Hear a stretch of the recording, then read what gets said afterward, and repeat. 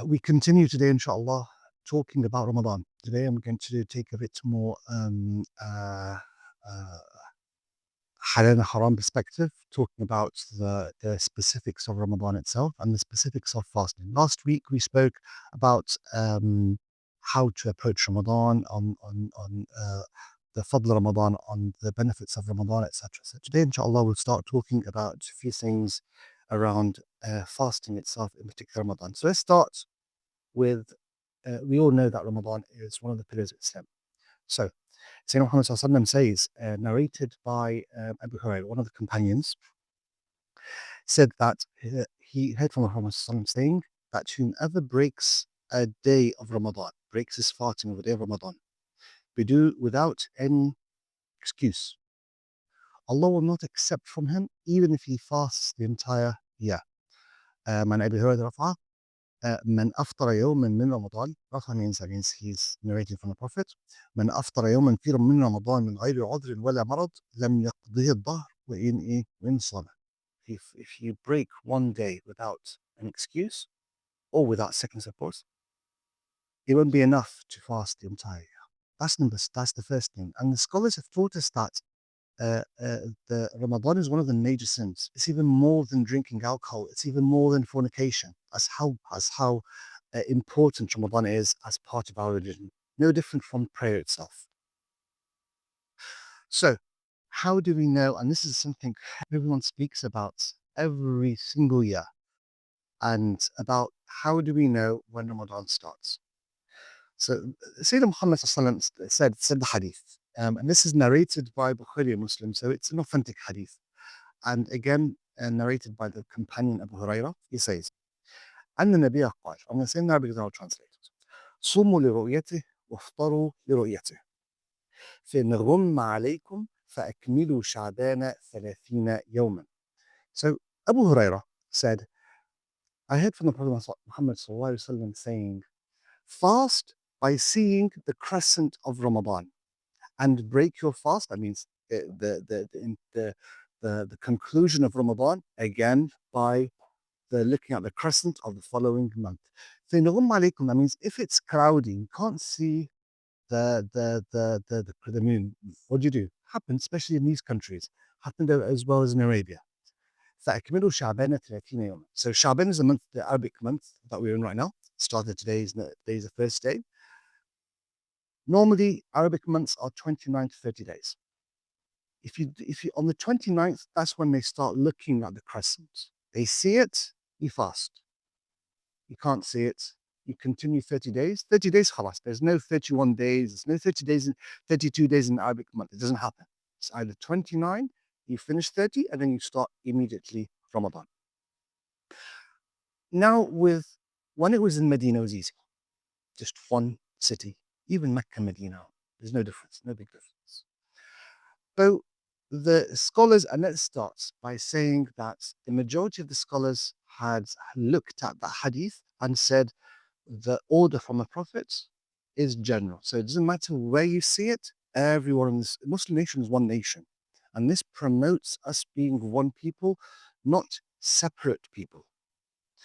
One nation sees it, everyone fasts. As long as two conditions are completed, either someone sees it in some part of the Muslim world or 30 days of Sha'ban complete, you start.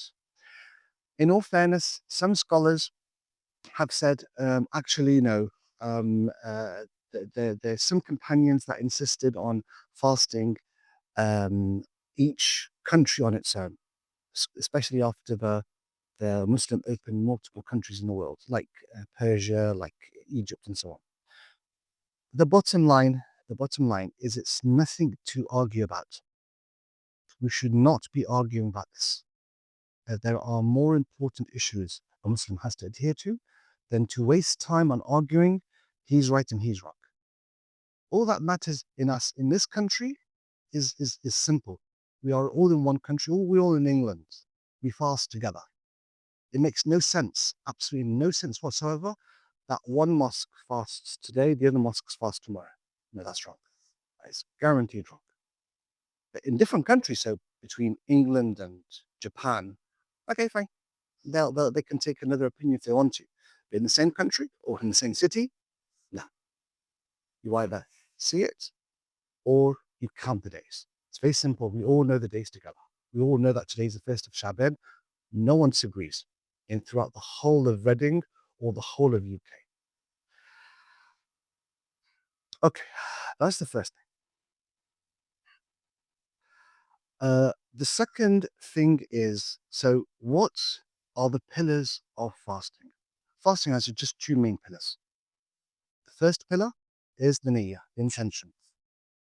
And when we start talking about what breaks your fast, this will be one of the key things. If you, I'll go to that when I get to the what breaks your fast later on. And of course, stopping the consumption of anything. And I kind of made it a bit generic because consumption is a very generic word.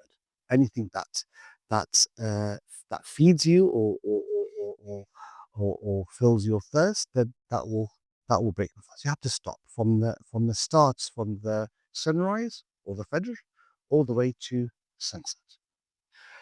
Fasting is only obligatory on a Muslim who has reached puberty and who has got the full faculties of his mind,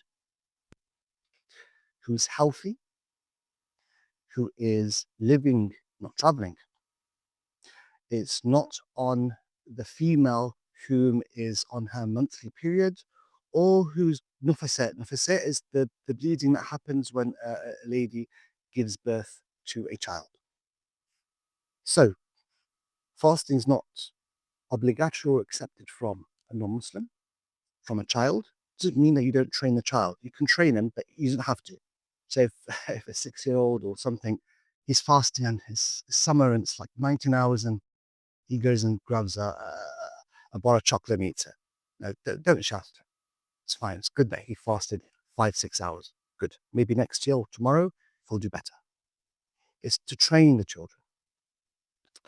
And of course, if you're sick, to the extent that some scholars said any sickness, and of course, traveling.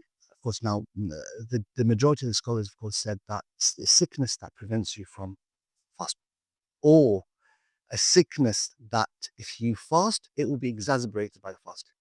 So you might be able to fast, but the doctor says if you do not take your medicine, you're I don't know. Let's say you've got a cold or a flu and you're on an antibiotic.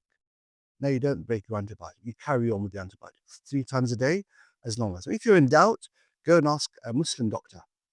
I have got this disease and I've been given this medicine. Do I break my fast or do I continue? And of course, traveling. If you're traveling, I say you don't fast. You're traveling from here to Birmingham, don't fast. 82 miles. That's the 82 kilometers, actually, not miles, kilometers. Beyond that, you're fasting. So you Allah subhanahu wa ta'ala, and Sayyidina Muhammad talks about the rukhsa, talks about the this rukhsa that Allah gives us. Rukhsa means something that Allah's like a charity Allah is giving to us. And he liked it to a charity. Allah is giving you an outing to make Islam easier for you. When you're traveling, instead of praying for, you pray to. You're not getting more rewards by praying for. No, you get more rewards by praying to. When you're traveling, you break your fast because Allah told you, you get more rewards. And of course, a pregnant woman or a lady that's breastfeeding her child or someone else's child, because breastfeeding, even now, you don't have to breastfeed your own child. So either way, for our sisters, they do not have to fast if they. So what what breaks our fast? There are certain things that would break our fast. First thing, eating and drinking on purpose. The Prophet Muhammad SAW says, and this is narrated by the Shaykhain Bukharians, again narrated by the companion Abu Hurairah. He said, "من نسي وهو صائم فأكل أو شرب فليتم صومه بينما أطعمه الله وسقاه." Whomever forgets whilst he is fasting and eats or drink, he's forgotten. You wake up in the morning, you've got a glass of water, you don't think, you drink water and you put it down. If he's forgotten, Sayyidina Muhammad says, carry on fasting because Allah subhanahu wa ta'ala has fed him and has parched his thirst. He's given him water from Allah subhanahu wa ta'ala. Allah subhanahu wa ta'ala is the one who gave him and fed him. So, and to the extent that some scholars say, if you see a brother eating and drinking, you don't comment. Don't go and punch him and say, what are you doing? You're fasting. No. Leave him. Allah's, after he finishes, remind him, brother, it's Ramadan. Okay, there you go. Of course, if he's in a meal, then of course, remind him, Ramadan, don't wait until he finishes a big meal. So within sense. Vomiting.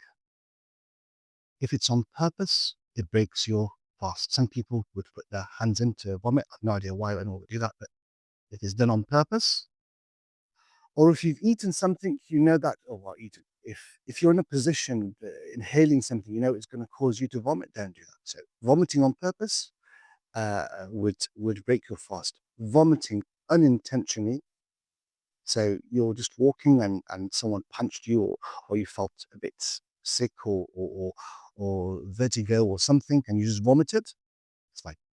Scholars have said if it's not on purpose, then that's accepted. Al-Haid Nafasa, we said it before, that a female, even if it's 1 minute before 1 minute or 10 minutes before the Fajr, before the Maghrib, they're just going to break their fast. If a female reaches her puberty or has a child at the time, that's it, break your fast straight away. Consuming anything, even if it doesn't result in, it doesn't give you nutritions. Many scholars said so. Someone taking some salt, it's not gonna make you, it's not gonna quench your thirst, is it? But that will still result in breaking your fast. This is what I went about the intention. And I'll stop and I'll continue in the next khutbah, inshallah. If any point during your fast you think or you have the intention of breaking your fast, even if you don't eat anything, your fast is gone. I said. Because the intention is a pillar of any, in fact, it's a pillar of any act you're doing.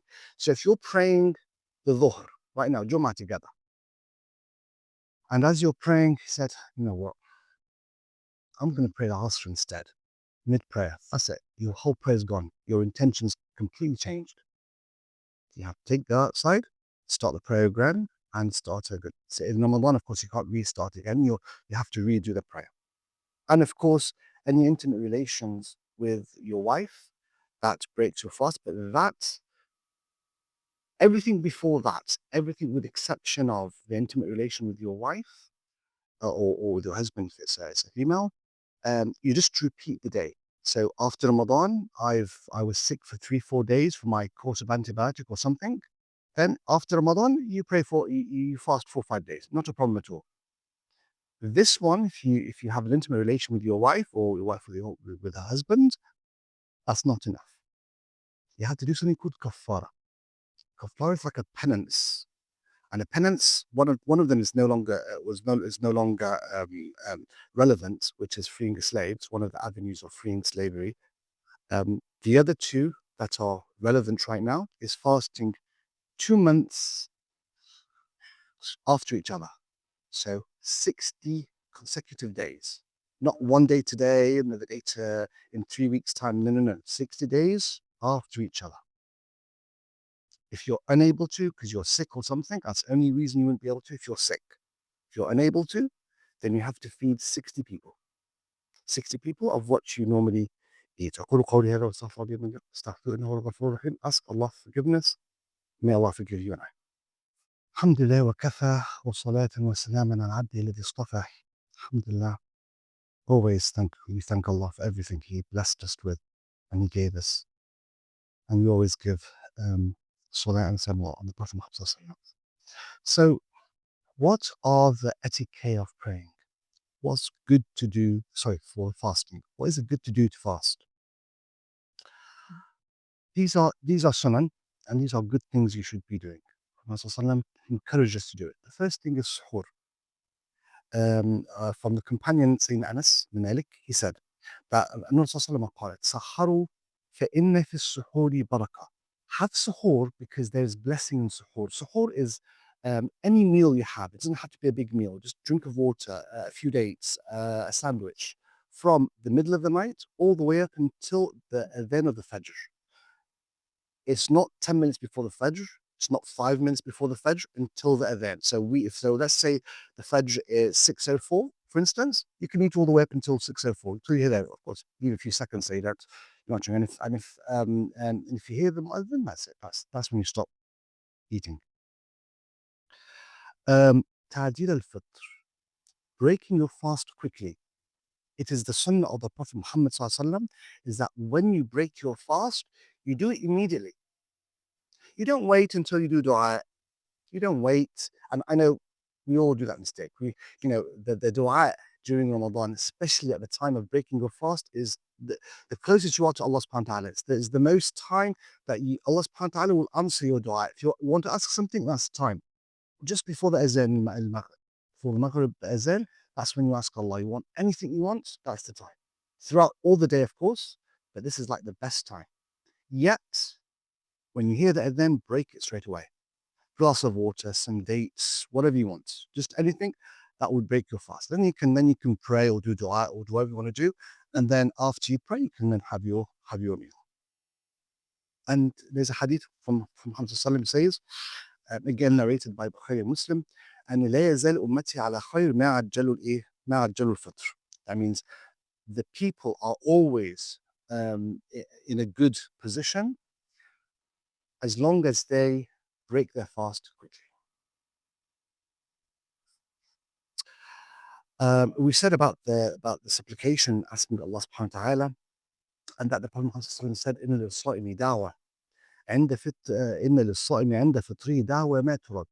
The person who fasts has got a supplication that will guaranteed be answered, especially at the time of breaking his fast. The final one, which I'll conclude with, stopping anything that is not in line with the spirit of fasting. I'm going to say a hadith. There's a very long hadith.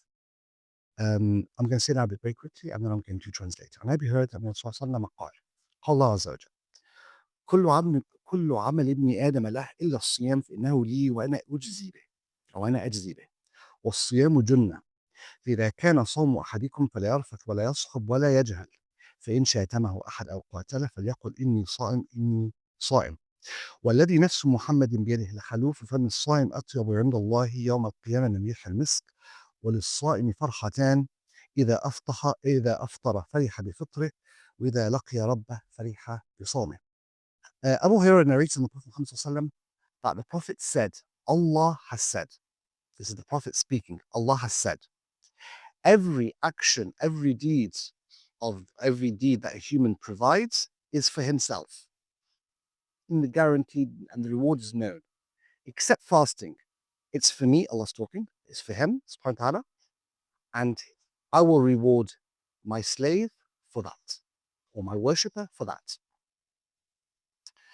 فإذا كانت, now the Prophet is talking, if it's the day of your fast, don't say bad words. Don't yell and scream. Don't be argumentative, and don't make fun of people. If someone swears at you, says a bad word to you, then or even tries to pick up a fight with you, then say, I'm fasting. And then Sayyidina Muhammad says that, when you fast, you get a bad smell because there's no food coming from your stomach. So there's just a bad smell that comes in. That's called khaluf al-sas, the smell of a person that fasts. Sayyidina Muhammad said that the bad smell that comes from a person who's fasting, and Allah looks at it, or Allah sees it much more better then the best perfume you can imagine. Misk was the best perfume at the time. I personally consider it's the best, but whatever perfume you feel that is the best, Allah considers that bad smell better than the bad breath that comes from your mouth. And Sayyidina Muhammad says that any person that fasts has two happiness, two times where he's happy. When he breaks his fast, he's happy because he's broken his fast. He's going to eat now. And when he meets his God, he's happy because he's fasted for the reward that's given to that person. The only two things I'm going to finish off with and probably finish off next week is the generosity and reading the Quran, and that probably needs a khutbah in its own right, and we'll talk about that inshallah for next week. I will finish by the standard reminders. Brothers, please do not forget, we are in the month of Sha'ban. Sayyidina Muhammad, when he fasts a lot of Sha'ban. Fast as much as you can. Monday, Thursdays, go for it. 13, 14, 15, go for it. Fast one day here, one day there. Get used to it. Get your children to get used to Ramadan, so it's not a shock on them, on their system. Today's Friday, read Surah Al-Kahf, listen to it on YouTube. It takes 10, 15 minutes tops. Read Quran with your children. Now, don't wait until Ramadan to open the Quran and read. Read small surah if you're unable to read large surah. Just go to Surah Ahmed, the last chapter, and read the small surah. Al-Adiyat, Qul Wallah Ahad, Qul Falaq. Read it. Just get in the habit of reading Quran and getting your children to read Quran every day. And before you sleep, pray 2 rak'at. Qiyam al-Layl. That is the best prayer that Allah likes from us. And finally, our brothers, it's all quiet in Gaza, but in Jenin, it's no different. In the West Bank, they are suffering right now. They've stopped attacking our brothers in Gaza, now they're attacking our brothers in Jenin. Now, what have these guys done? They've got no hostages, they've got nothing at all. Yeah, they're still attacking our brothers and killing them and destroying their houses. Again, they need dua from Allah subhanahu wa ta'ala. Our brothers, wherever they are, any brother that is suffering needs dua from Allah. Raise your hands and ask Allah to protect them and to grant them security and safety. Allah.